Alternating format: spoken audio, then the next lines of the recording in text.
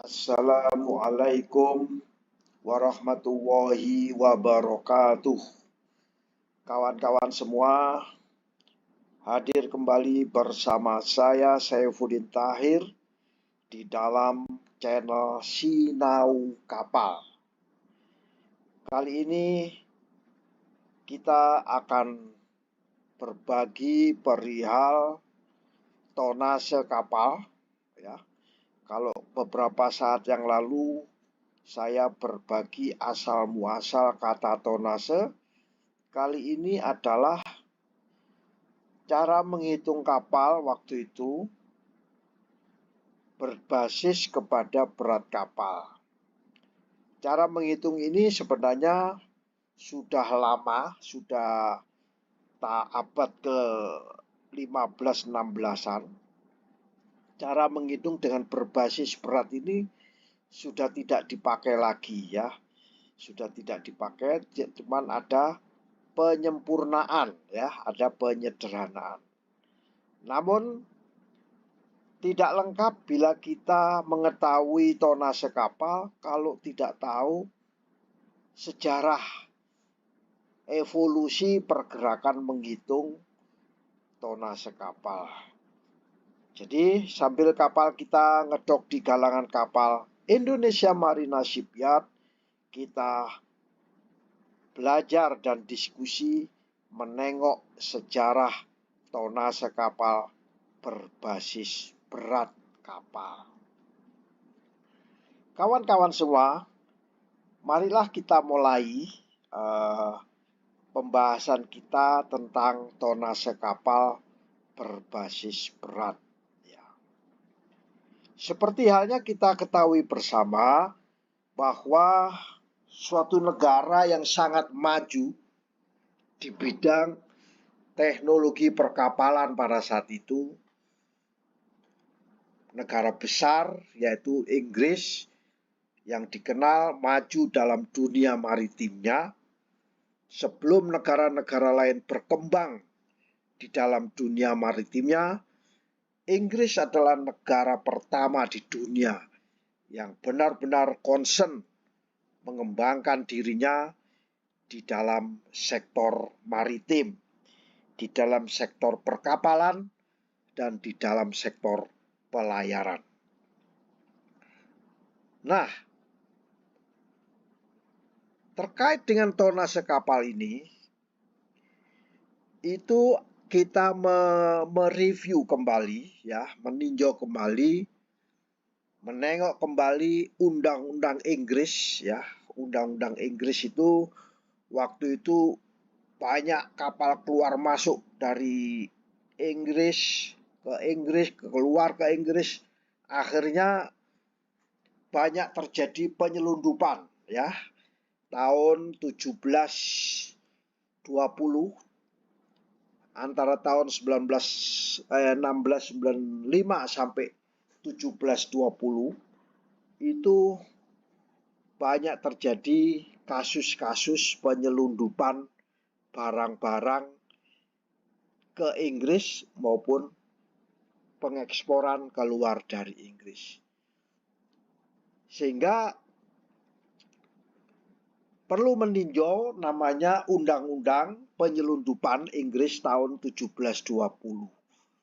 Waktu itu orang namanya Morsum, ya, itu menganalisa, meninjau akan implementasi daripada Undang-Undang Inggris tahun 1720.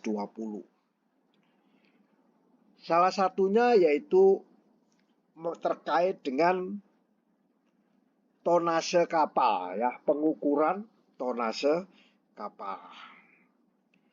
Ya, masuk ke Inggris, 2000 tonase, kapal 2000 tonase, padahal dia 3000 tonase. Berarti ada unsur penyelundupan, ya. Itu contohnya saja, itu salah satu ibarat kisah apa itu, salah satu ibarat, ya. Dan ini penyebabnya adalah pengukuran tonase kapal. yang belum jelas pada saat itu. Ya, belum jelas. Nah, ternyata Morsum tadi membuat dasarnya adalah kapal itu didasarkan kepada prinsip displacement kapal. Pada saat itu banyak kapal terbuat dari kayu, ya, terbuat dari kayu. Karena ahli-ahli perkayuan waktu itu direkrut untuk membuat kapal. Nah, dari tukang-tukang kayu tersebut itu akhirnya menentukan ukuran panjangnya kapal, panjangnya lunas kapal, lebarnya kapal, kemudian kedalamannya kapal. Akhirnya bisa menemukan displacement, ya, berat kapal, ya, berat kapal berdasarkan displacement. Dari penjelasan tersebut, ilmuwan yang bernama Frederick Heinrich F. Chapman pada abad ke-18 menunjukkan bahwa yang namanya tonase itu sebanding dengan displacement. Makin besar displacement suatu kapal, maka besar pula tonasenya. Nah, ini ditulis oleh Harris tahun 1989 dan Safulen tahun 2002.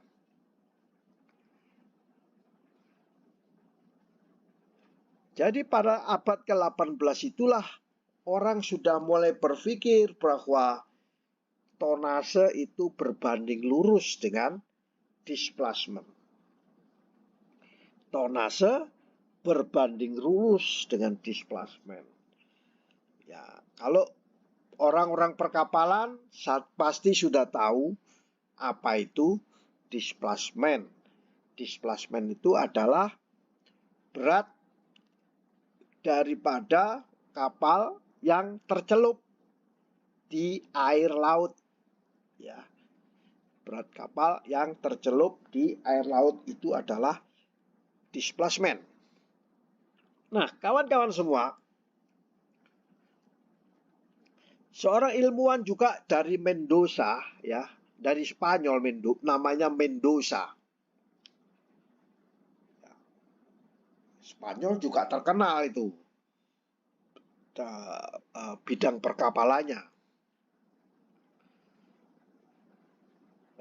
Metode Spanyol yang digunakan pada abad ke-16-17 itu mengukur kapal dengan tonase juga.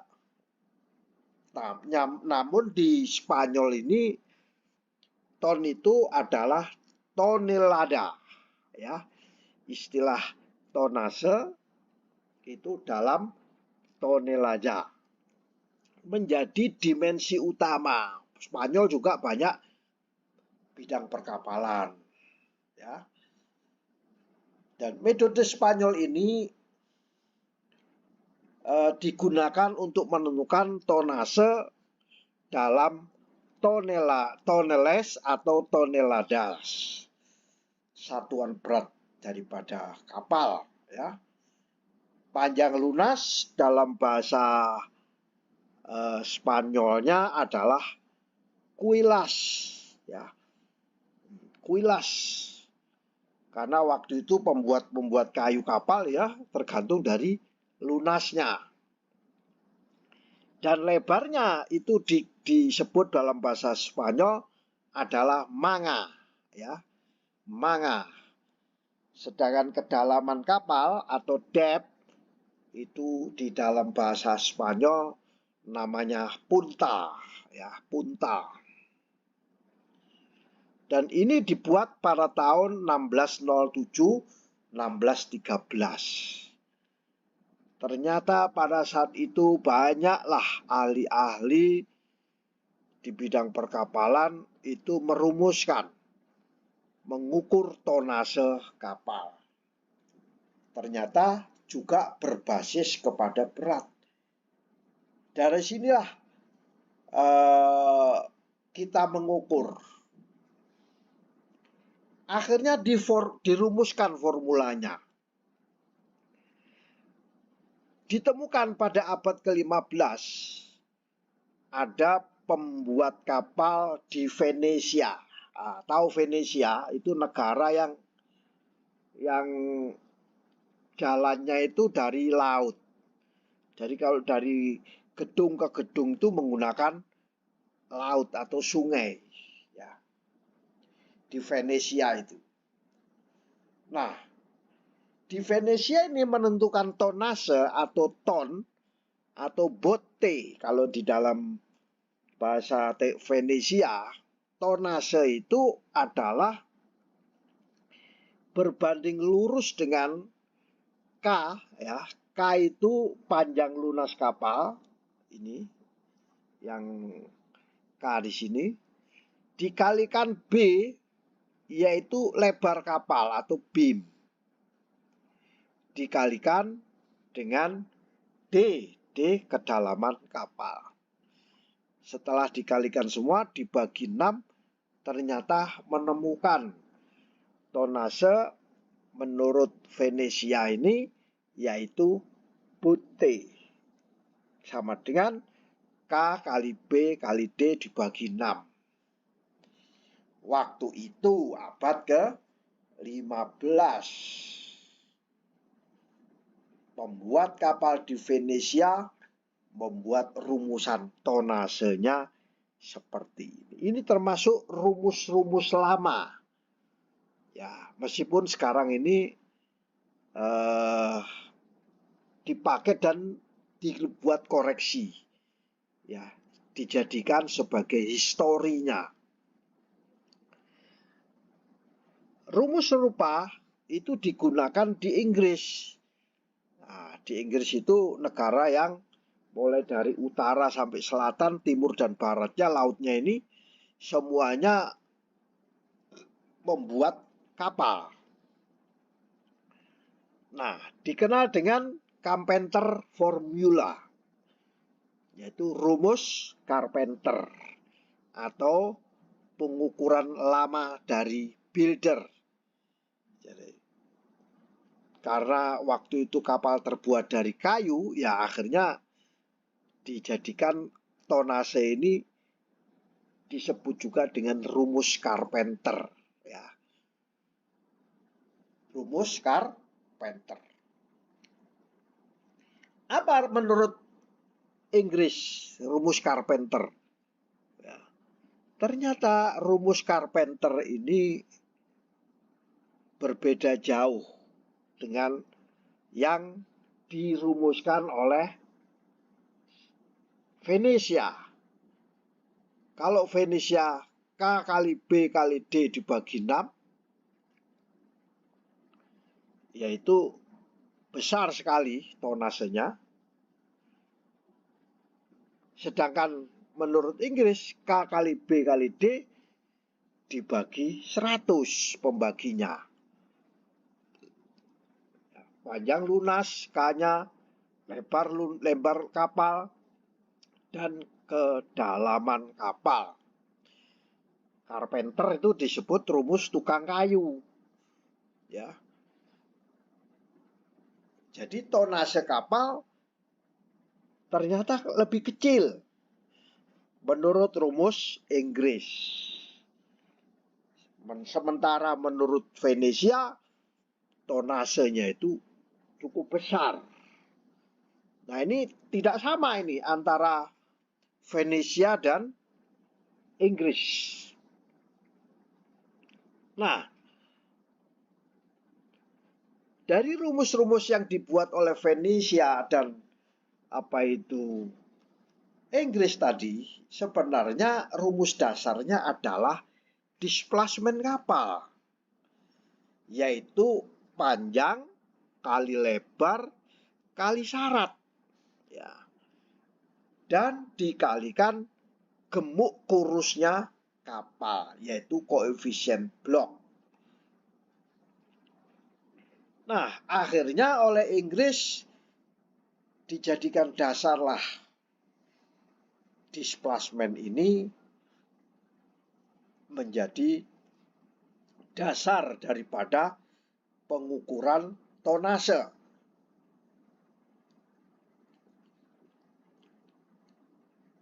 Nah, orang berubah. Kapal-kapal yang didaftarkan dengan tonase yang lebih rendah, ya, kebanyakan waktu itu akar biaya sandar, biaya masuk pelabuhan yang mahal, ya, mahal sekali, maka dibuatlah tonase yang rendah supaya biaya pelabuhannya murah. Namun pemilik kapal juga menyewakan kapalnya supaya tinggi, yaitu menggunakan measure tonnage, tonase yang diukur tinggi. Akhirnya disewakan ke pemerintah adalah tinggi. Waktu itu pemilik kapal kebanyakan swasta, sementara pemerintah Inggris membutuhkan kapal-kapal tersebut untuk ngangkut senjata, untuk keperluan perang, ya, dikirim ke Prancis. Itu penyewa negara Inggris atau negara pemerintah Inggris itu menyewa tonasenya gede sekali nih. Nah, inilah terjadi fenomena pada saat itu. Pelabuhan tricky daripada pemilik kapal agar membayarnya murah, maka register tonit atau kapal yang didaftarkan itu didaftarkan kecil. Tetapi pada saat disewa oleh negara Inggris, tonasenya diukur kembali, ya, akhirnya gede. Wah, tidak fair ini, terjadilah tidak fair.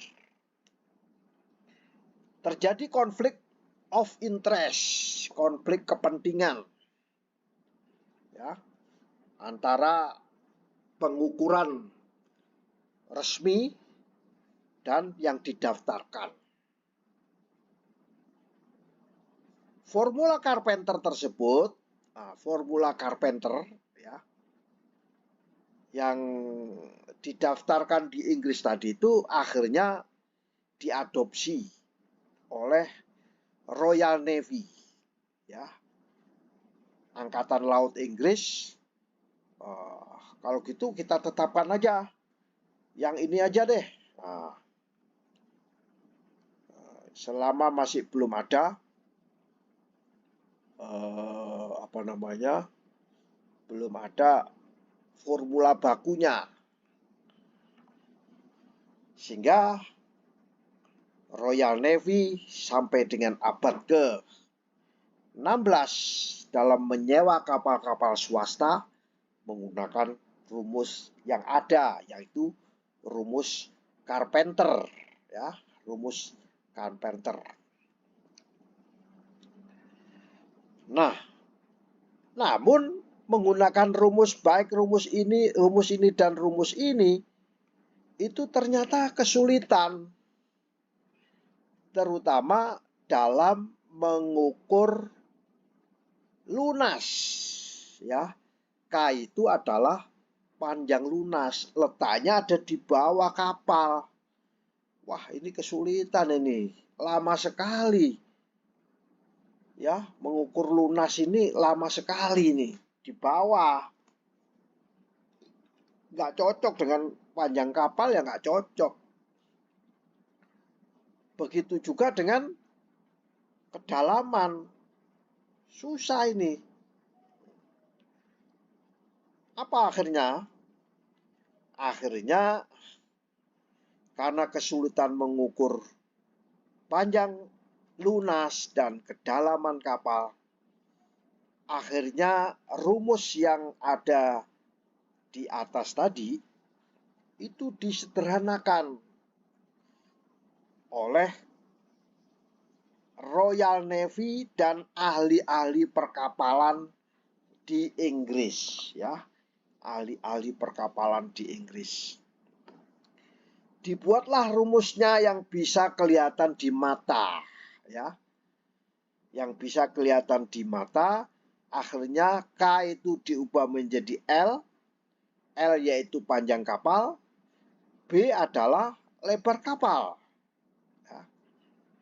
Jadi L kali B pangkat 2 dibagi 2 dibagi 94, itulah yang disebut dengan tonase. Ini sudah mulai, kita sudah berbicara masalah rumus ini. Angka pembaginya 94. Angka pembaginya, ya. 94 ini. Dengan mengukur panjang kapal, geladak utama kapal gampang. Tinggal ditarik meteran, seret. Ditarik meteran. Dan kemudian mengasumsikan kedalaman sebagai B/2, ya. Kedalamannya itu disebut sebagai lebar kapal dibagi 2. Ini pun masih asumsi, ya. Namun L dan per B ini bisa kelihatan di atas kapal. Kelihatan ada di atas kapal. Ya. Sehingga ini oleh Royal Navy bisa dijadikan acuan oleh pemerintah Inggris, bisa dijadikan acuan untuk mengukur tonase. Sedangkan angka pembagi 94 diperoleh dengan percobaan, ya, mendapatkan berat kargo, ya. Ya, jadi berat kargo, sehingga angka 94 ini melalui sebuah percobaan beberapa kapal.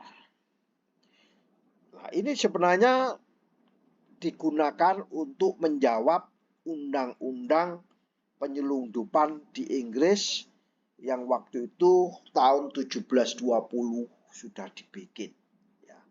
Untuk kepentingan muatan, untuk kepentingan biaya pelabuhan, untuk menentukan biaya sewa. Dasar hukumnya dari rumus ini. Kawan-kawan semua, kita bergeser historinya pada abad ke-18. Sepanjang abad ke-18, sejak 1701 sampai 1799, tonase tersebut menggunakan rumus ini waktu itu. Ya. Sepanjang abad ke-18. Artinya 1701 sampai ke 1799, rumus tonase waktu itu masih menggunakan panjang kapal kalikan lebar kapal kuadrat dibagi 2, totalnya dibagi 94. Nah, kenapa waktu itu terjadi? Karena pengangkutan senjata, ya, senjata yang untuk perang adalah hal biasa diaplikasikan kepada kapal-kapal niaga. Kapal-kapal niaga. Ya. Kalau dulu asal muasal tonase itu kan diawali dengan ngangkut anggur, ya. Viralnya di Inggris pada abad ke-18 tersebut adalah mengangkut senjata, ya, viralnya itu senjata.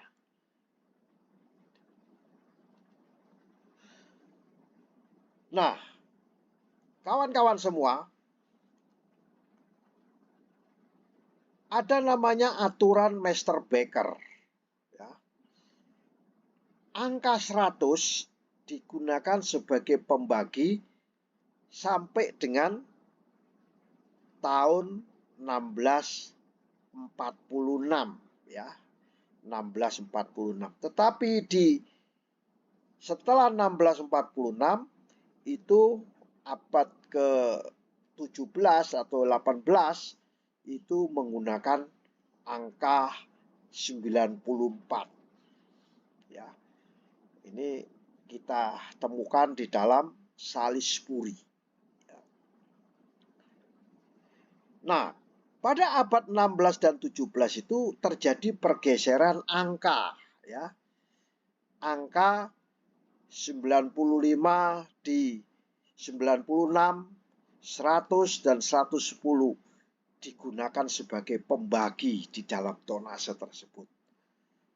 Nah, kembali pada abad ke-18 akhirnya dibuatlah 94 sebagai angka pembagi, ya. Inilah histori daripada tonase kapal. Kenapa sampai berbasis kepada berat kapal? Ya, ini berasal dari perjalanan yang cukup panjang. Akhirnya kita menerima tonase kapal adalah LB kuadrat dibagi 2 dibagi 94.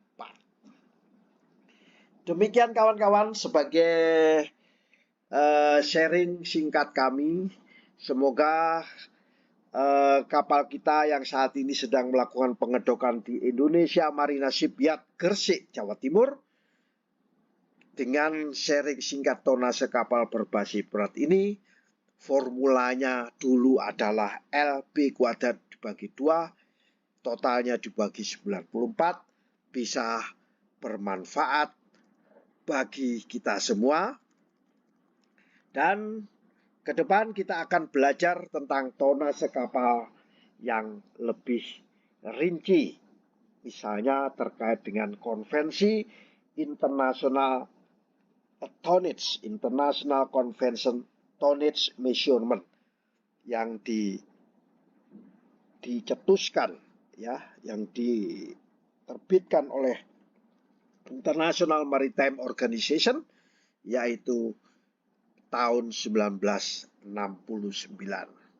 Demikian, semoga menengok sejarah tonase kapal berbasis berat ini bisa bermanfaat bagi kita semua.